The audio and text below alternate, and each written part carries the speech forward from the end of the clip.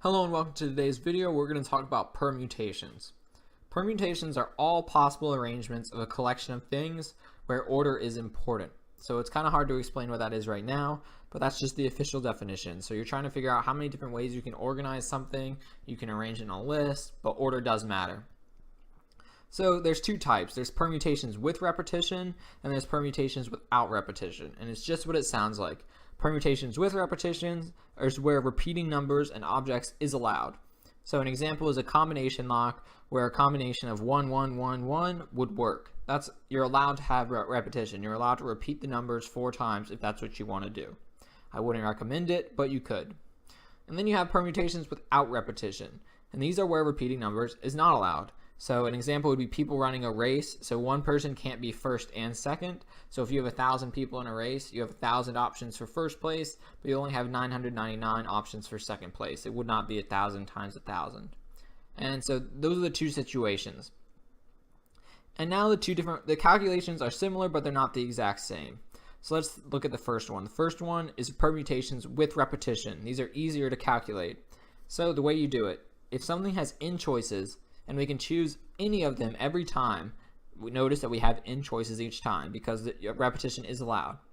So general formula, if we are choosing r of something that has n different possibilities, we are multiply n by itself r times, which will leave us to n to the r, which makes sense. So let's look at an example. So consider a phone password in which you choose 4 digits. The iPhone passcode is an example. Determine how many passcodes are possible. So this is literally what Apple has done. This is what they do, and they thought this number was safe. So however many passcodes we choose here, Apple thought that was enough to secure people's phones. So how many different passcodes do you have? Well, there's 4 digits, and every time, if you notice, this is really going to be the product principle. That's what permutations are, kind of like a modification of, at least the ones with repetition. I have 10 options for the first one. I have 10 options for the second one, third and fourth digit, because there's 10 different digits. So I have 10 to the fourth, and that's my formula n to the r, because n equals 10 because there's 10 options for each one. Then r equals 4 because I'm repeating the process 4 times. So just for fun, let's figure out how much that is. So 10 to the fourth, well, 10 times 10 is 100, times 10 is 1,000, times 10 is 10,000. So there's 10,000 options for iPhone passcodes. So that's what Apple thought would be enough. When someone guesses your passcode, they technically have a 1 in 10,000 chance of getting it right. So now on to the next one. So these are pretty easy. You just do n to the r, the number of choices you have raised to the however many options you have. So now let's look at this next one. So now permutations without repetition. So for these problems, we have to reduce the number of available choices each time, because we're assuming that the first time you may be able to choose 10, but then the second time you can only choose 9 because you can't repeat the one that you chose the first time. So if something has n unique choices but it does not allow for repetition, after choosing the first object, we choose n minus 1 objects. So the general formula, we're going to use factorial notation. So we talked about in the last video what factorials are, and now we're going to be using that notation. So assume n is the number of things to choose from at the beginning, and we are choosing r of them. No repetition, and order matters. The formula is n factorial divided by n minus r factorial. So, and let's look at it's also notated by p of nr. So if I said p of 5, 3, let's try to figure out what that would mean. There's 5 what? Well, n is the number of things, so 5 options, and I'm choosing 3 of them, so choosing 3. But notice that with each one I would choose, I would have less, so choosing 3. So let's look at the formula. Let's just plug this in. So p of 5, 3 would equal, okay, well, n is 5, so it would be 5 factorial divided by n minus r, which is 5 minus 3 factorial. So I would rewrite this as 5 factorial divided by 2 factorial. And notice that, remember what we did in the last video where we showed that these can cancel out pretty simply? So what we would end up with, I'll just show you again, 5 times 3 times 2 times 1 divided by 2 times 1. We just end up with 5 times 4 times 3 because the 2 times 1s will cancel. And that is what? What is that? That equals 5 times 4 is 20, times 3 is 60. So that's our answer for this. And now let's think about what we actually did. So a permutation of 5 choosing 3. So 5 choose 3 is how we could pronounce that. Well, the first option I have 5, there's 3 choices, so that's why I'm getting these 3. So choosing 3. And I'm trying to write how many options I have. Well, for the first one I have 5 options, but now this is a permutation. This is a permutation without repetitions. So for the second option, I have 4, and then for the third option, I have 3 choices. So that gives me a total of 60. So that's what we're really doing. That's why this works. Just so you know what's really going on. That's what's going on. Okay, so now the example with 10 runners, determine how many different, let me put an arrow here. So now we're doing that example. Consider a race with 10 runners. Determine how many different top 3 finish orders are possible. So, well, let's think about our N and our R. Let's write P. Well, N is 10. There's 10 different runners, right? And I'm choosing the first 3. So if I wanted to do it formulaically, like using the formula, I would do 10 factorial divided by 10 minus 3 factorial. And that would be 10 factorial divided by 7 factorial. And now I know my factorials pretty well, so I'm going to do 10 times 9 times 8, because there's a 3-digit difference, and I know that's just going to leave me with the first 3 numbers. So 10 times 9 times 8, that's 90 times 8. Well, 9 times 8 is 72, so it's going to be 720.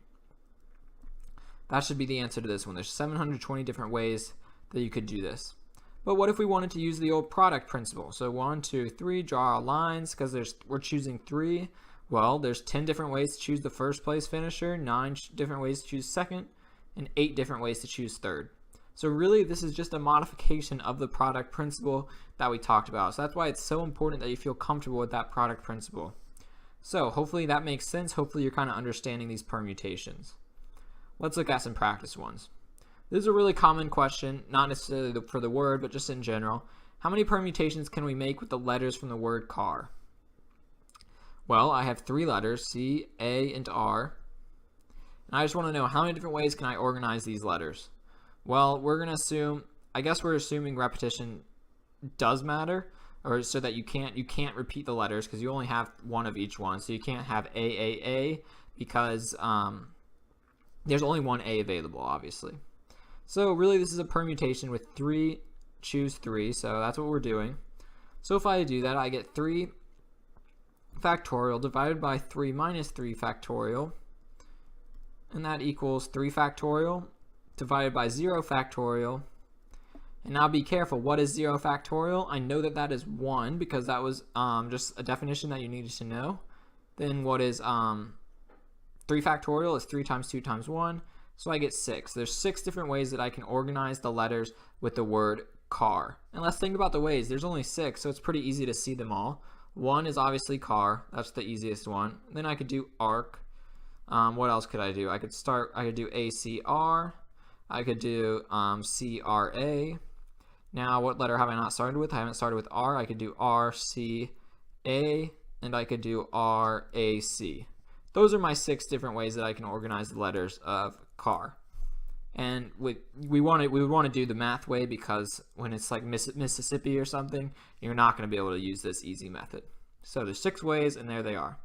Now let's look at a harder one. How many arrangements can we make with the letters from the word Mississippi? So what we need to know here is that there's a lot of the same letters. So I'm going to start by writing the letters. So M-I-S-P. I think that's it. Okay. How many M's do I have? I have 1. How many I's do I have? 1, 2, 3, 4. So I. I'll just do them all capital. So 4 I's. How many S's do I have? 1, 2, 3, 4. 1, 2, 3 more. And then how many P's do I have? I have 2. Okay, so now let's be careful here. If I was just telling you if they were all different letters, we would say, okay, it's 11 factorial. Because there's 11 total letters in Mississippi, right? So 1, 4, that's 5. Yeah, there's 11 letters, so I would say, okay, it's 11 factorial. But the problem comes because if this was I1, I2, I3, I4, S1, S2, S3, S4, and then P1 and P2, the thing is I can organize just for this, let's consider I. How many ways could I organize the I's? Well, 4 factorial, right? There's 4 different I's, so I could organize them 4 factorial ways. What about S? 4 factorial again. And what about P? 2 factorial ways. So these are ways that I just arrange the I's in different positions. The problem is that I could do that, but that won't change the actual arrangement of the word. Because if I have, let's say I have M, then I have I1, and then I have S and S. But what if I have M and then I2, S and S? We're saying that these two are equal. So these are the same thing. And what we need to do is we need to account for that. And this 11 factorial doesn't account for that. So we need to divide 11 factorial by the ways that we can organize each letter. So it's divided by 4 factorial, 4 factorial, 2 factorial. And this is really a formula on its own, but knowing kind of the intuition behind why it works is more important than knowing a formula. So it's kind of like if you have k distinct items, if you have k of the same item in a repetition, so here we have 4 here, and 4 here, and 2 here, then you divide the overall permutation by each of those multiplied by each other. I don't really expect you to get this right off the bat. It's tough, but hopefully you understand why it works at least, so you could get it next time you see it. So this would be our answer, and we could simplify it if we wanted to, but I don't see a need to right now. I just wanted to show you this one because this one is a common test question, honestly. How many ways can you organize Mississippi? And similar things are tested all the time. So make sure you kind of understand where that comes from, the intuition behind it.